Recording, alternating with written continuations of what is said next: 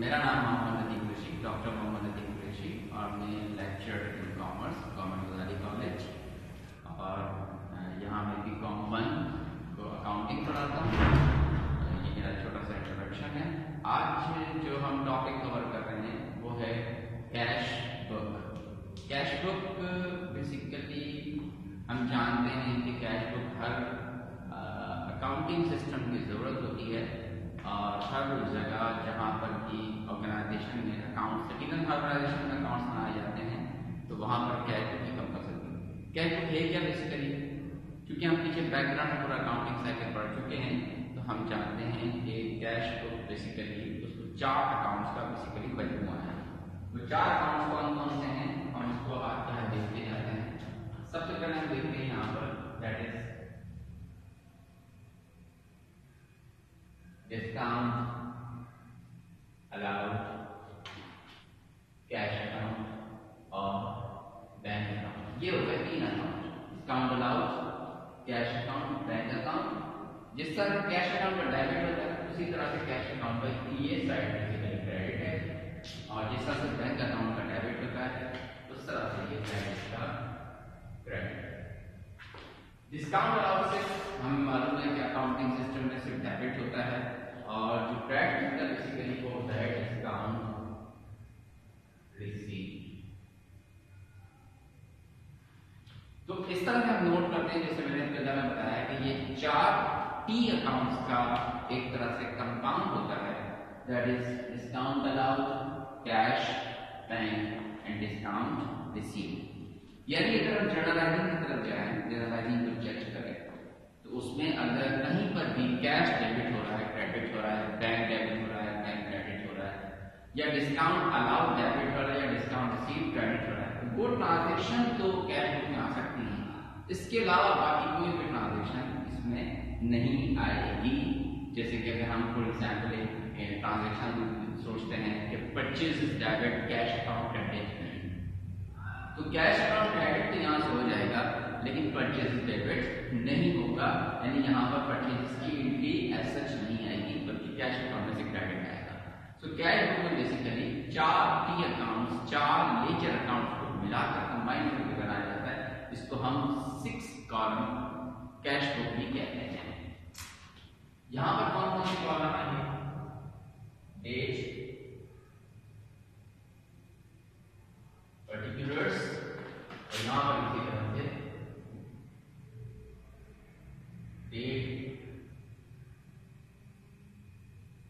Particulars. हम जो आज प्रॉब्लम कर रहे हैं वो है बेसिकली किताब MA रोम्बे की किताब BCom के लिए, और प्रॉब्लम नंबर हम कर रहे हैं 2H02। ये हम कर रहे हैं आज प्रॉब्लम, और इसमें हम देखते हैं सबसे पहले लिखा हुआ है enter the following transaction in cash book 3 column of Zaki sends balance of cash at hand 35,000 and bank 35,000। Cash का हमारे पास ब्रॉड फॉरवर्ड है जनवरी की 2 तारीख, 2 जनवरी, बैलेंस ब्रॉड फॉरवर्ड। हम देखते हैं यहाँ पर कैश हमारे पास है, डेबिट बैलेंस 25,000 और बैंक में है 35,000। उसके बाद जो हमारे पास सेकंड ट्रांजैक्शन है वो कुछ इस तरह से है कि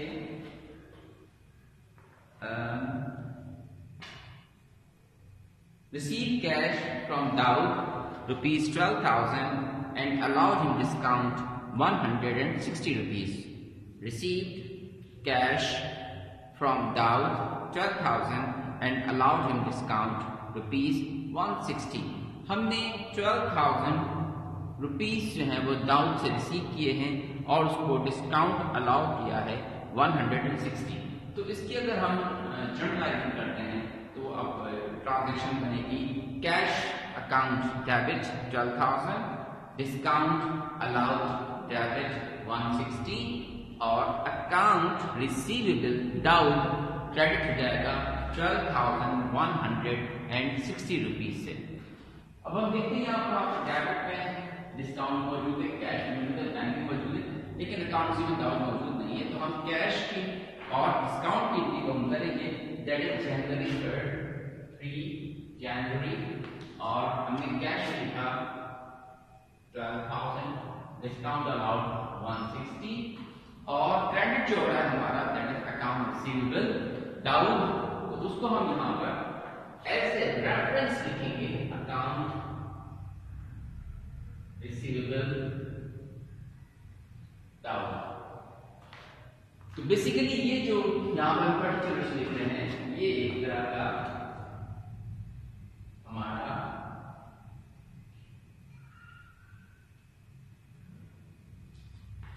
रेफरेंस के तौर पर इस्तेमाल में आएगा। ये हमारी ट्रांजेक्शन नंबर जो सेकंड थी जनवरी 3 की कंप्लीट हो गई। उसके बाद हमारे पास है जनवरी की 4 तारीख, paid to government company by cheque 6,520 in full settlement of a debit 5,000 in full settlement of the account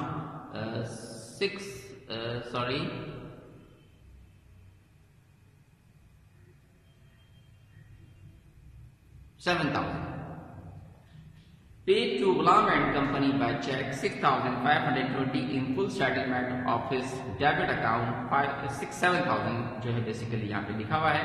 तो 6,520 हम उनको पे कर रहे हैं, जबकि हमें उनको पे करने के 7,000 रुपीज इन फुल सेटलमेंट का मतलब ये होता है, इस फ्रेज का मतलब ये है कि जो अमाउंट 7,000 को हमें देना था, हम उसके बजाय 6,520 देकर फुल सेटलमेंट यानी मजीद कोई अमाउंट हम मजीद नहीं देंगे, यानी हम इस पे डिस्काउंट रिसीव कर रहे हैं। तो इसकी हम एंट्री क्या करेंगे, हमने यहाँ पर ये पैसे दिए हैं बेसिकली चेक के जरिए से 4 जनवरी 4 जनवरी, और हमने जो यहाँ पर पेमेंट की है बैंक के जरिए 6,520, और ये हमारा फुल सेटलमेंट है 7,000 का। तो हम एक वर्किंग नोट के तौर पर साइड में जो कैलकुलेट कर लेते हैं हमारा डिस्काउंट कितना बना, तो ये हम देखते हैं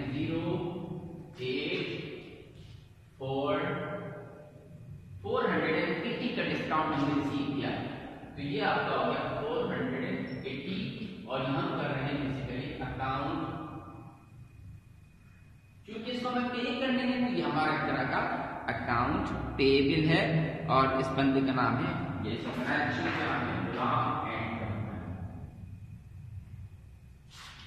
आई जस्ट रीड दिस ट्रांजेक्शन।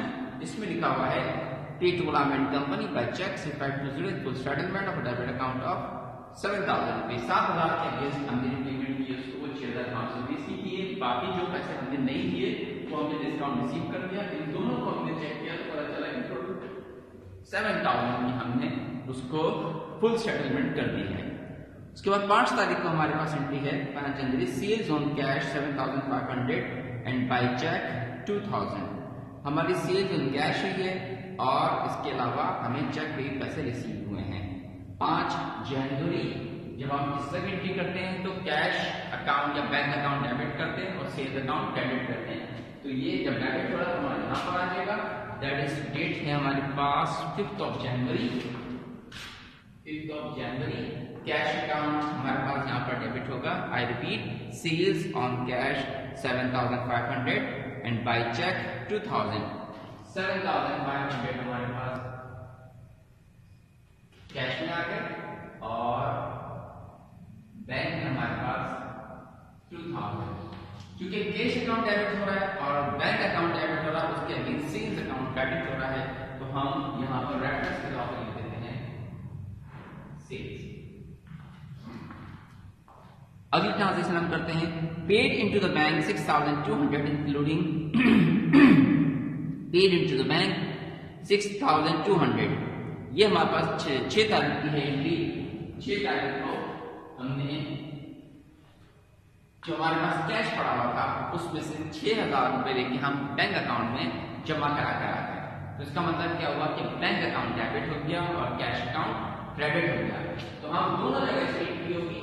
तो चूंकि बैंक अकाउंट डेबिट हो रहा है तो हम यहाँ पर बैंक एंट्री करेंगे, that is amount is 6,200, bank account is debited 6,200 and यहाँ पर आकर हम कैश अकाउंट क्रेडिट करेंगे 6,200। यहाँ रेफरेंस डाल देंगे बैंक अकाउंट में कैश का और यहाँ रेफरेंस डाल देंगे हम बैंक। और क्योंकि इस ट्रांजैक्शन का ताल्लुक बाहर की दुनिया से नहीं है बल्कि ये within the organisation transaction हो रही है, हम अपने कैश अकाउंट से निकाल के अपने ही ऑर्गेनाइजेशन के बैंक अकाउंट में डाल रहे हैं, तो हम देखते हैं कि यहाँ बैंक अकाउंट डेबिट और यहाँ पर कैश अकाउंट क्रेडिट, कोई और ऑर्गेनाइजेशन का जिक्र नहीं है। तो यहाँ पर हम डेबिटर्स की कैश वहाँ बैंक और इसकी एक पहचान के लिए हम सी लिखते हैं, जिसका मतलब ये है कि दिस इज कॉन्ट्रा एंट्री, कि हम इसका अपोजिटली यहीं पर ही मौजूद है। तो इसको हम टेक्निकली कॉन्ट्रा एंट्री कहते हैं कि कैश और bank within the organisation transfer हो रहा है, तो उसको हम कॉन्ट्रा एंट्री कह सकते हैं। 7 तारीख purchases are made and paid by cheque 8450। हमने परचेजेस किए। आप जानते हैं कि परचेजेस का मतलब होता है हर वो सामान जो बेचने की नीयत से ऑर्गेनाइजेशन खरीदती है उसको परचेजेस कहा जा सकता है। जिस तरह से अगर आप फॉर एग्जाम्पल क्रॉकरी का बिजनेस कर रहे हैं तो क्रॉकरी का कोई भी सामान खरीदेंगे तो उसको हम परचेजेस कहेंगे, क्योंकि हमने इस नीयत से खरीदा है कि उसको हमने बेचना है। तो उसके लिए टेक्निकल टर्म इस्तेमाल होती है वो परचेजेस। अगर कोई शख्स टॉय शॉप कर रहा है तो टॉय शॉप में वो भले बच्चे का बल्ला खरीदे, भले बच्चे के लिए जो है कोई और खिलौना खरीदे, वो सारे के सारे जो बेचने की नीयत से खरीद रहा है, इस्तेमाल करने की नीयत से नहीं ले रहा, उसको हम परचेज के खाते में डालते हैं। तो यहाँ पर एंट्री होगी, हमारे पास डेट है हमारे पास 7th of January, purchases are made and paid by cheque. हमने परचेजेस डेबिट और बैंक अकाउंट क्रेडिट 8450। परचेजेस का कोई अकाउंट आप मौजूद नहीं है, हम आपको पहले बता चुके हैं कि हमारे पास 4 अकाउंट है यहाँ पर, discount allowed, cash back and discount received. तो परचेजेस का डेबिट हो नहीं सकता, तो हम यहाँ पर बैंक अकाउंट को क्रेडिट करेंगे, दैट इज 8450 और इसकी डेट हमारे पास है 7th of January। और इसके रेफरेंस के तौर पर यहाँ पर लिख देते हैं कि ये बैंक में पैसे क्रेडिट क्यों हो रहे हैं, ये बेसिकली हमने परचेजेस किए, ये इसके रेफरेंस के तौर पर हम लिख सकते हैं। उसके बाद हमारे पास है 9th of January, paid to Taimur by cheque 11,200। Paid to Taimur by cheque rupees 11,200। Paid to Taimur by cheque 11,200। हमने तैमूर को पेमेंट की है, डेट है हमारे पास 9th of January और बाय चेक पेमेंट की है, अमाउंट इज 11,200। ये हमारा अकाउंट पे भी होगा, इसीलिए हमने इसको पेमेंट की है, पेड टू तैमूर। इसके अगर जनरल एंट्री बताएं तो सिंपली क्या बनेगी, account debit and bank account credit. तो चूंकि हमारे पास अकाउंट के यहाँ पर कोई अकाउंट मौजूद नहीं है तो हमने बैंक अकाउंट को क्रेडिट किया 11,200 से। उसके बाद हमारा पेड बाय चेक वलीका 5250 इन फुल सेटलमेंट ऑफ 5,400। वलीका को हमने पेमेंट की है 5250 in full settlement by cheque की हमने 5,400 की। अमाउंट हमें देना था 5,400 और हम उसको पे कर रहे हैं वलीका को 5250। तो बेसिकली हम 150 रुपए का डिस्काउंट रिसीव कर रहे हैं। तो पेमेंट बाय चेक की हमने, तो हम यहां से लिखेंगे 5,250 और 150 का हमने डिस्काउंट रिसीव किया है। यही हमारा अकाउंट पेबल है और इसका नाम है वलीका। डेट है हमारे पास इसकी 11th of January। उसके बाद नेक्स्ट है हमारे पास 30th of January, paid cash for advertisement 4,500। Paid cash for advertisement 4,500। 500। हमने कोई एडवर्टाइजमेंट का खर्चा किया है और मुमकिन है किसी केबिल वाले को पैसे दिए हों या किसी होर्डिंग वाले को पैसे दिए हों या कोई आपने ब्रोशर वगैरह पब्लिश कराए हों 12, तो उसकी एंट्री पास करते हैं हम basically advertisement expense debit, cash account credit. Advertisement expense का अकाउंट मौजूद ही नहीं है तो हम उसकी डेबिट एंट्री नहीं करेंगे, बल्कि हम कैश अकाउंट क्रेडिट की एंट्री करेंगे 4500, क्योंकि हमारा कैश का क्रेडिट कॉलम है और ये कैश का डेबिट कॉलम है। तो कैश कॉलम में जाकर हमने लिखा 4500 दैट इज क्रेडिटेड, और इसका रेफरेंस के तौर पर 13 जनवरी को हमने लिखा एडवर्टाइजमेंट एक्सपेंस।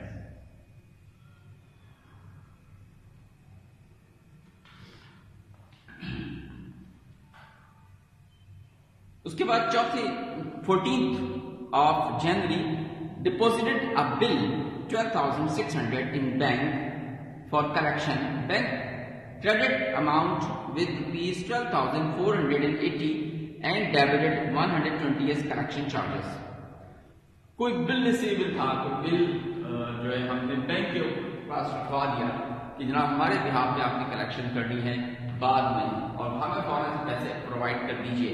तो ऐसी सूरत में हम एंट्री पास करते हैं कि बैंक अकाउंट डेबिट करते हैं, डिस्काउंट अलाउड डेबिट करते हैं और बिल रिसीवेबल को हम क्रेडिट कर देते हैं। I repeat the transaction again. 14th of January deposited a bill of rupees 12,600 into bank for collection, यानी हमने 12,600 का एक बिल रिसीवेबल था वो बैंक के पास रखवा दिया। यकीनन ये बिल जो होते हैं बेसिकली बिल रिसीव वगैरह 3 महीने के 2 महीने के होते हैं और हम बैंक्स पाकिस्तान में तो इस तरह का कोई काम नहीं, मैंने मेरी ऑब्जर्वेशन नहीं है, हो सकता होता हो, लेकिन दुनिया भर में इस तरह से होता है कि हम इस तरह का बिल रखवा देते हैं। हमें पैसे फौरन चाहिए, जबकि जिसके जरिए से ये बिल बनाए, जिस पार्टी के जरिए से बिल बनाए उसने कहा होता है कि हम 2 महीने में या 3 महीने में ये पैसे देंगे। इन बिल्स को हम बेसिकली बिल्स ऑफ एक्सचेंज कहते हैं और ये बिल रिसीवेबल के तौर पर हम इसको ट्रीट कर रहे होते हैं। लेट्स से किसी पार्टी ने मुझे बिल दिया और उसने कहा कि मैं 3 महीने बाद पैसे दूंगा, जबकि ये पैसे मुझे अभी चाहिए। अब बैंक जो है वो बेसिकली उस पार्टी को भी जानता है, मुझे भी जानता है। मैंने चाहकर जो है बैंक ने बिल चमक रहा है कि मुझे ये पैसे फौरन चाहिए, 3 महीने बाद आप ये पैसे जो है फला पार्टी से ले लीजिएगा। अगर बैंक की तमाम फॉर्मेलिटीज पूरी हो जाती हैं तो बैंक इसको एक्सेप्ट कर लेता है और उस सूरत में ये ट्रांजेक्शन पास होती है कि deposit a bill of 12,000 to bank for collection, bank credited account with 12,480। ऐसी सूरत में बैंक ने अपना डिस्काउंट काटा और मुझे जो है फौरन से पैसे मेरे अकाउंट में क्रेडिट कर दिए। अब जब 3 महीने गुजरेंगे तो बैंक जो है वो उस पार्टी से कांटेक्ट करेगा और उससे वो पूरे के पूरे 12,600 पैसे उससे रिसीव कर लेगा। इस तरह बैंक को 120 रुपए का फायदा, 120 का फायदा हो जाएगा। सो यहाँ एट दिस टाइम मेरे पास जो है बैंक अकाउंट में 12,480 आ गए हैं और मैंने 120 रुपए का डिस्काउंट छोड़ा है और ये डेट आपकी है 15th of January, I think so. No, this is 14th of January. 14th of January को और ये बेसिकली बिल रिसीवेबल। तो बिल रिसीवेबल पे हमने आज अकाउंट आ गए 12,480, 120 का हमने डिस्काउंट छोड़ा क्योंकि बिल की एक्चुअल वैल्यू की 12,600 रुपीज। उसके बाद 17th को ड्रॉ अ चेक और रुपीज 2,000 फॉर पर्सनल यूज और प्रोप्राइटर जब भी कभी पैसे निकाले, सामान निकाले बिजनेस के अंदर से, हम जानते हैं कि उसको हम ड्राइंग करते हैं। तो यहाँ पर उसने बेसिकली बिजनेस में से पैसे निकालने हैं अपने पर्सनल इस्तेमाल के लिए, तो ड्राइंग कहलाएगी। तो ड्राइंग डेबिट और बैंक अकाउंट क्रेडिट 2,000 रुपीज से। तो हमने यहाँ पर लिखा 2,000 और ड्राइंग हमने रेफरेंस के तौर पर लिखा ऑनर की और डेट है हमारे पास 17th of January। उसके बाद हमारे पास है next paid salaries of stock by cheque 7,500। Very simple, हम जानते हैं कि ज्यादातर एक्सपेंसेस हमेशा जो है वो डेबिट होते हैं, एक्सपेंसेस डेबिट होते हैं और चूंकि यहाँ पर हम इनको चेक के जरिए पेमेंट कर रहे हैं तो बैंक अकाउंट यहाँ पर क्रेडिट हो जाएगा। सैलरीज एक्सपेंसेस डेट है 19th of January, salaries expense से बैंक अकाउंट 7,500 ने क्रेडिट किया और इसका रेफरेंस लिखेंगे हम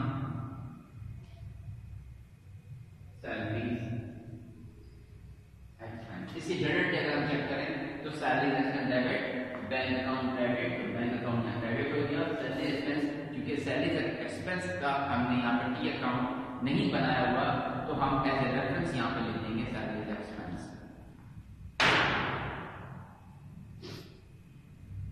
paid by cheque for purchase of office locker. Office का लॉकर खरीदा है हमने और वो खरीदा है 27,500 और ये हमने बेसिकली बैंक से पे किया है। तो हम बैंक से पे करेंगे तो यहाँ पर लिखेंगे 27,500। ऑफिस लॉकर की बेसिकली नेचर है हमारे ऑफिस इक्विपमेंट टाइप की। अब इसकी आपकी मर्जी है कि इसको ऑफिस इक्विपमेंट का अकाउंट बना दे या फिर हम डायरेक्टली लॉकर का अकाउंट बना सकते हैं। तो यहाँ पर मैं लिख रहा हूँ लॉकर क्योंकि ये तरह का एसेट है और बड़ा अमाउंट हम बेसिकली लगा रहे हैं 27,500। सो ट्रांजेक्शन हमारी इस 21st of January की है 27,500 locker debit and bank account credit. 23rd received from Chand 2870 in full settlement of their account 2,900। चांद से हमने पैसे रिसीव किए हैं 2,870 और उससे हमें पैसे लेने थे 2,900 उसको पेमेंट कर दी थी, जबकि उसने हमें पेमेंट की है 2,870 और वो भी उसने कैश की सूरत में की है। Let me check. इसमें किसी किस्म का कोई जिक्र नहीं है, ना कैश है और ना ही चेक लिखा हुआ है। तो जब भी कभी ऐसी सिचुएशन आ जाएगी ना वो चेक हो ना वो कैश हो तो हम उम्र उसको कैश ट्रीट कर रहे होते हैं, तो उसको हम यहाँ पर 2,870 कैश अकाउंट में लिखेंगे 2,870 और हमने उसको डिस्काउंट कितना छोड़ा है दैट इज 2,870 को माइनस करते हैं 2,900 से, तो हमें नजर आता है कि 30 रुपए का डिस्काउंट छोड़ा है। तो ये तरह का हमारा अकाउंट रिसीवेबल है और इस बंदे का नाम है चांद और 23rd जनवरी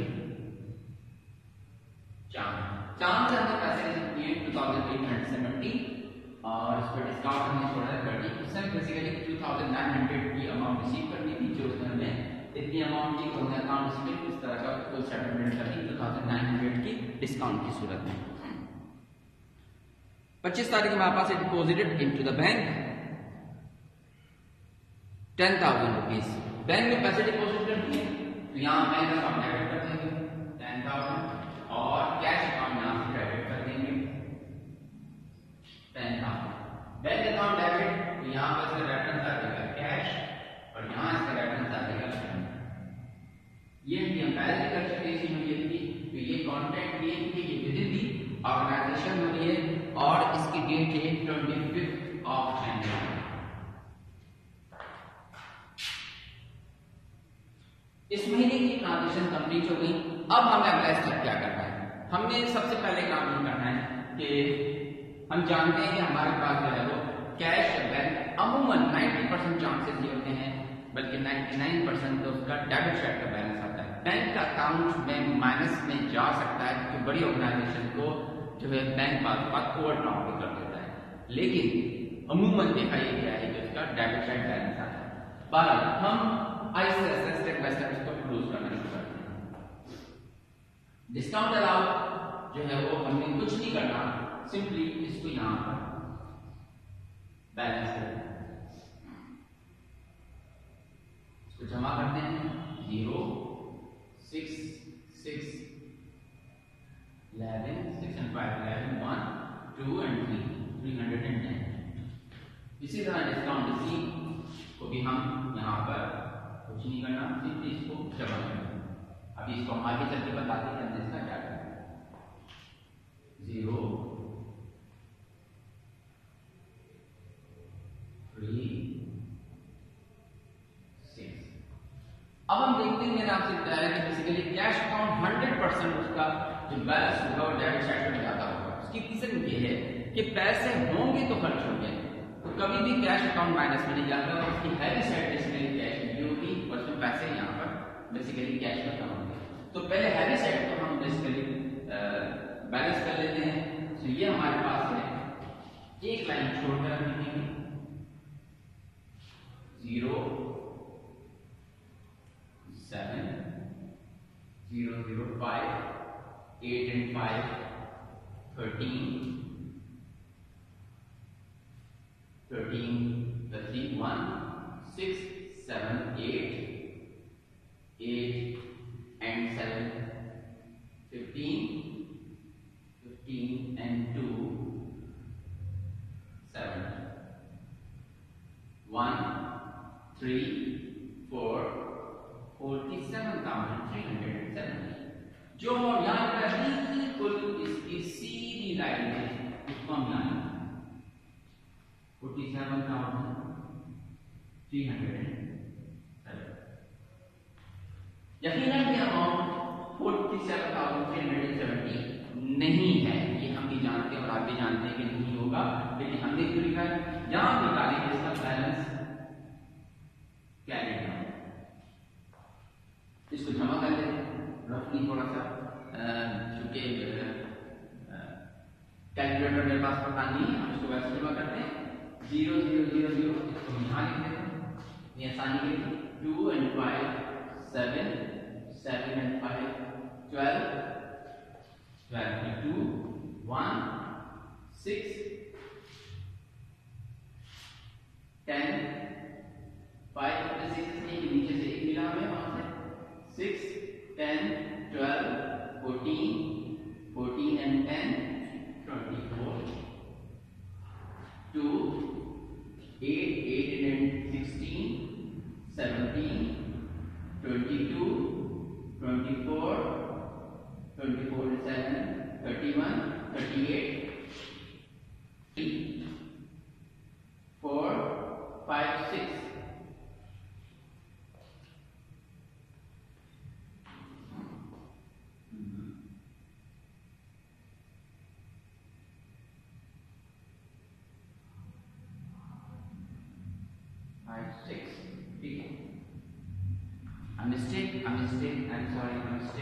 बेसिकली ये हमने कैश अकाउंट में लिखा 370 बार ये हमने बैंक का बैलेंस लिखा, ये हमने कैश का बैलेंस कर रहे हैं, मतलब इसे हमने कैश के बजाय वहां लिख दिया बाहर। अब हम इसको देख लेते हैं कि बेसिकली हमने कैश का अकाउंट बैलेंस करना है, ना कि हम बैंक की तरफ चले गए बाय मिस्टेक है वो मैंने यहाँ लिख दिया, उसी को बैलेंस करना शुरू कर दिया। एनी हाउ तो कैश में 47,370 यहाँ लिखा, इनको तीनों को बैलेंस कर लेते हैं, देन रखेंगे इसको, ये बेसिकली बैंक अकाउंट 6,200 0 0 5 into 7 उसके बाद 6 and 4 0 1 and 1 2 27,700 इसमें से हम इसको माइनस करेंगे, ये हमारा कैरेट डाउन आ जाएगा बेसिकली। तो अगर हम 47,370